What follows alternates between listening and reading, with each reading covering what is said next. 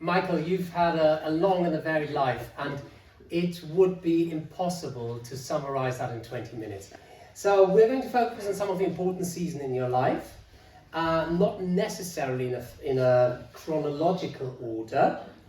So let's start at the age of about 12, because at the age of about 12, you received your very own Knighthood Bible.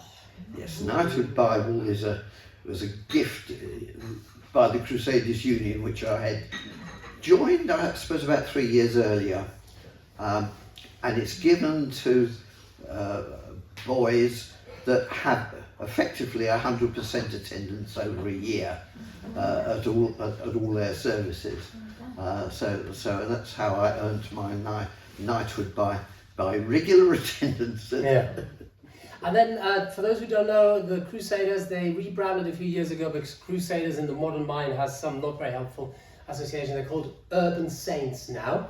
What was the main focus of their work, and why were you attracted to it? Well, the main focus of their work is not only just to do what you would call Sunday school work, but to actually take people on through their teenage years, which quite often, I'm afraid, a lot of churches find it very difficult to do. And they specialise in that. And they cope with it by obviously breaking the class up into age sections during the course of the hour service, and then reuniting and that. And so I was attracted to the fact that, in actual fact, as you say, at the age of 12, I was just about to come out of Sunday school. Yeah. And it was somewhere that led me on. And my church, although a very active church, did not, in my view, have a particularly good path between the ages of 12 and 18. Yeah. And tell us how you first came to join Crusaders, because that's a good story. Amazing. Just say that you never know what God will do.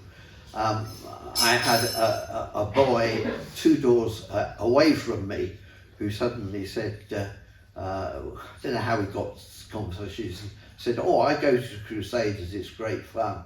So I said, "Well, what's it?" And he told me. And I said, "Well, can I come along too?" And he said, "Yes." "When is it?" "Oh, Sunday afternoon." "Oh dear, I'm already going to Sunday school on Sunday afternoon." "Oh dear." "Well, when does Sunday school go?" I said, "Well, Sunday school's at 2. Oh, he said, "Crusaders is at 3, you'll be able to make it."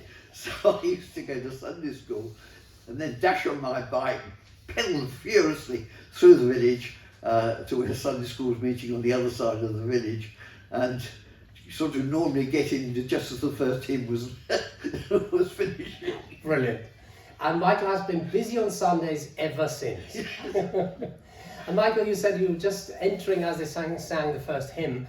There was an aspect of the meetings there, talking about the music and the hymns, which you really enjoyed compared to your previous experience of church. Tell me about that, the hymns, the singing. Well, that was it. Funny enough, I actually got thrown out of Sunday school for my singing. It's so bad. It is so bad. And I admit it. I don't know why. My father was a choir boy, so I can't blame him not inheriting the gene. But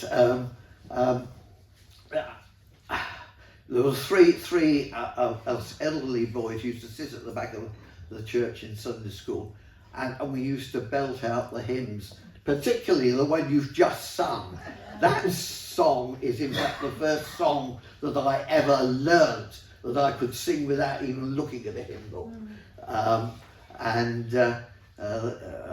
the end of a service one day, he said, "You know, you're going to have to stop singing. You're putting all the other children off." And so the 3 of us, three boys. I thought, if you don't want me to come and take what I can give you, then I'm not going to continue.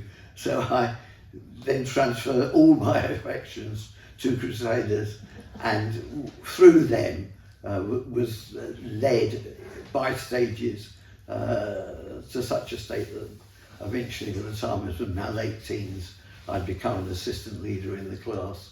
Yeah. I was taking various sections. And you stayed involved with the Crusaders up until, I think, your early 40s. First as a child, then as a junior leader, then as a leader. You were trained up to do that. And is it fair to say that your deep love for the Bible was sown into your life through that group? Absolutely. Yeah. Absolutely, yes. I had, in fact, even before Crusaders, I had, in fact, become a Bible reader. I used to take the junior notes from church, so I was not unaware of the Bible. In fact, I had a very nice Bible of my own that had been given to me by an uncle who brought it back from America. There was no Bibles printed in England during the war, and so he knew that I couldn't get a Bible, and he brought me back a Bible in the mid-1940s, I suppose, when he came back from, he was serving in Washington, advising the Americans about air sea rescue. Wow. Now we're going to move forward a little bit. You've already talked about your father. He was a choir boy, and you sadly missed out on the genes on that side of your gene pool. And your father also was a very successful in his working life. Successful, did earn a good salary towards the end of his life. And so you decided not to outdo him on the size of your salary. But there was one desire your father had, which he was never able to fulfill, and that was to get involved in politics. Tell us about that story and how it developed in your life. Well, my father had at some stage during life, I don't know when he developed it, he never really let that on, but I did learn from him that at one time he thought he would like to become a magistrate as part of some public service, and another time that he would like to serve as a local councillor. And my mother said, "No, you're not." And so that was something I knew that he had a desire for that he's never fulfilled. But I didn't enter really into politics because of that. I entered politics because the Young Conservatives was the best social club in the country in the 1950s. And as I understand it, there was some good dancing going on. Absolutely. Did you know that Michael was a mean dancer in his younger years? Well, it has been revealed here now.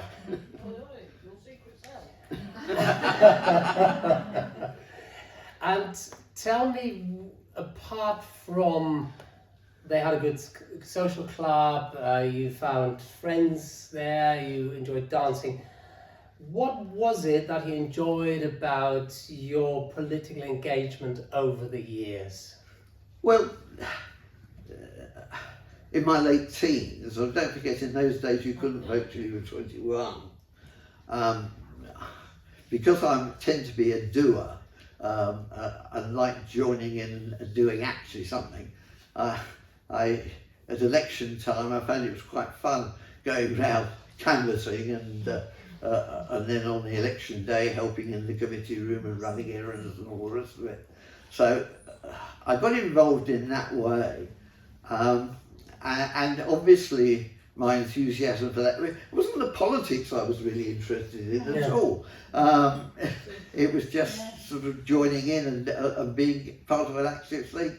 And I noticed that, and because of that, as I say, I started then getting into the leadership of the Young Conservatives itself. There was a vacancy as a local councillor, and they invited me to stand actually in the area in which I lived, and I got in, and that was it. Brilliant. And one thing led to another, and the pinnacle, as it were, of your political career was very excitingly that at the tender age of 50, I believe, you became, or a bit before that, in your 40s, you became the Mayor of Harrow. Yes. And it was quite a surprise because I wasn't expecting to be, well, certainly I perhaps hoped that in due course, when I was a bit greyer and older, I was approached actually in the election hall on the night to say, Michael, somebody's, has lost his seat. Would you be prepared to be put forward as deputy mayor for next year? And I said to them, well, I've got to ask my employer, I've got to ask my wife, and knowing what had happened to my father, I didn't want to hold that. Brilliant. Well, talking about your wife, when you go into Michael's kitchen at home, you see this beautiful collection of blue bottles. And I said to Michael last week, "Oh, is that another one of your hobbies? Do you enjoy collecting blue bottles?" And he said, "No, that was one of Mary's hobbies, collecting these bottles." Now, you and Mary knew each other from church, from quite early on, at St. John's Stanmore, since childhood. And then, as young adults, you both enjoyed dancing. So tell us about your whirlwind romance with Mary. Yes, I had a lot of different dancing partners. Because Just dancing partners, people. dancing Nothing partners, wrong with that. No. I had lots of different dancing partners. I never had any difficulty in getting a girl to come to dance because they knew they would have a good dance if they danced with me, because I could lead. A lot of people just don't know how to lead dancing correctly. I had taken another girl to a probably either a livery dinner or a Masonic dinner very early in the new year, and I said to her at the end, I said, I really enjoy coming out with you. Can we perhaps meet more often than just on the dance floor? And that she said, well, Michael, I like you very much, but I'm actually rather keen on another bloke. That wasn't Mary. That wasn't Mary. But I do know that Mary has got a bit of a shine for you. And this was sort of quite a surprise because I wasn't a chatterer-upper. I couldn't have a chat-up girls as such. As I say, I purely depend on my physical skills, not my verbal ones. But anyhow, it was interesting. So all right, well, we'll try and take it to the cinema. And just so happens that a James Bond film was just being issued that week at the local cinema. So I rang up and asked her if she'd come. She said, oh no, I'm washing my hair that night. But I actually could hear her mother in the background, and she was saying, who's that on the phone? And she said, it's Michael. She said, I could hear her say, go out with him, you don't go out very often. I just acquired a fairly new modern sporty Triumph, the Triumph Vitesse. It didn't last very long, so perhaps it's not a very familiar car to you, but it was the sort of sports version of the Herald. And it just so happened that Mary actually drove a Herald to work, so I knew that she knew all the gears and all the rest of it on it. So at the end of the cinema, I said, would you like to try out my new car? And that was the real killer. So listen up, people. The combination of James Bond and letting someone drive your sports car is a winner. I'm very disappointed because when we talked about it 5 days ago, I thought you would say, would you like to come home with me and look at my stamp collection with me? That was not the chat-up line that Michael used. And then it didn't take long, did it? But in 6 weeks we were engaged. There you go, quick work. And then a little bit later, they got married. Fantastic. And then what came then was a really busy season in your life. You got married, you worked as a surveyor, you started to stretch your wings in politics, you have 2 children, a son and a daughter, and it was a massively busy time. Then when the Crusaders group wound up that you were involved with, you sort of transferred that in a sense into a home group, and you went into your home with some members of that group. With and my young children, yes. With their young children, so a yes. family So I group. made the use of the yes. Which is fantastic. Yeah. And when we talked briefly about faith and family last week, you said that you had one regret which you don't mind sharing. Yes. Well, obviously I've got many regrets in my life. Don't want to share them all, but I realise, looking back over my life, that quite frankly I was allowing other things to crowd out my family life. So obviously the main one was the council, but I was still very much involved with Crusaders. So Sundays were busy with Crusaders. When we married, I bought a house with a 6-acre garden, which needed a lot of work on it. And quite frankly, I was neglecting my children and my wife. I knew that I was providing for them financially in every other sort of way, but I wasn't supporting them emotionally at all. And I do regret that I'd allowed my concern for the community, and I always looked upon my council service as Christian service, that it was trying to help make a better community. And you had a passion for the community, to make communities thrive. I'm thinking about your very dire experience of having to clear slums in London, and your passion for decent housing. And I'm also thinking about your interfaith engagement, connecting with other faith communities. And as a mayor, you got around a number of churches and religious communities. That was lovely. Yeah. That really was.